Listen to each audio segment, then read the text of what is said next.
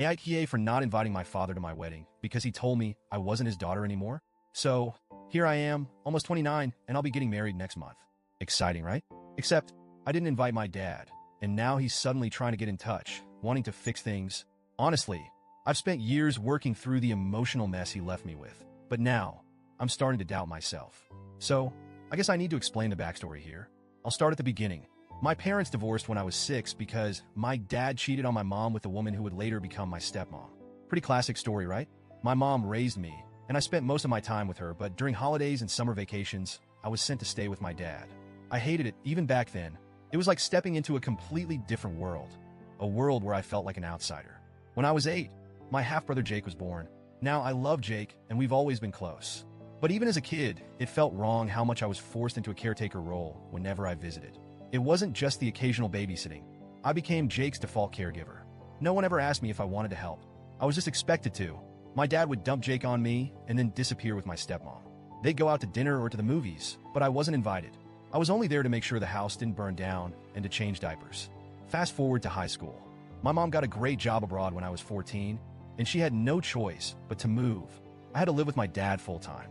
I remember her telling me it was temporary, that we'd figure it out, but even then, I could see how hard she was working to make a better life for us. She thought it was the best option, and maybe it was, but it didn't feel like that at the time. Living with my dad was hell. It was like I didn't exist except to do chores or take care of Jake. My dad and stepmom would go on vacations, and it was always the same excuse. This is a family trip, or we don't have enough money to take everyone. Only everyone meant my stepmom and Jake, and I was just extra. The worst was when I was 14. My dad told me they were planning a family trip to Disney. I was thrilled, thinking maybe this time I get to go. But the day before they left, he pulled me aside and said, "You're not coming. We want this to be a special trip for Jake." Just like that. I was crushed. That week, I was left home alone, watching them live the life I was never part of. The older I got, the worse it became. I tried talking to him, but nothing ever changed. He had this ridiculous rule that I couldn't have friends over because teenagers together only caused trouble. It was embarrassing, especially since we had a neighbor who would literally spy on me for him. If my dad was out of town, he'd call randomly to make sure I was home. It felt like I was under house arrest. Then when I turned 18, things exploded. My dad got a promotion and decided to take another family trip, this time to Europe. I was excited thinking this is it. I'm finally included. But no. He sat me down and told me that the trip was a celebration for Jake's 10th birthday and that they couldn't afford to take 4 people, so I'd have to stay behind. Again, that's when I lost it. I told him everything. How unfair it was, how hurt I'd been all these years, how he treated me like a burden. Instead of listening, he flipped it around. He called me ungrateful and spoiled. He had the audacity to say I lived with him rent-free, which was complete garbage because my mom sent money every month to cover my expenses, and I did all the housework since both he and my stepmom worked late. It all escalated, and he ended the argument by kicking me out of the house. He said, "You're no longer part of this family. You're not even my daughter anymore." He literally threw me out and dumped my things on the sidewalk. I had nowhere to go. I was devastated, and I spent the night at my friend's house. Her parents helped me pick up the pieces, literally. The next day, I went back thinking maybe he'd calm down, but nope. My things were still out on the curb, and some of it had even been thrown in the trash. The only thing that kept me from breaking down completely was my stepmom. She wasn't a bad person. She saved a few things for me and handed them over when I showed up. I guess she felt bad, but she was too passive to ever stand up to my dad. After that, we didn't speak. The only time I heard from him was a month later when he called to yell at me because my mom stopped sending him money for me. That was it. I was on my own. Thankfully, I got into a good college out of state and met my fiancé, Mark, during my first semester. He's been my rock through everything.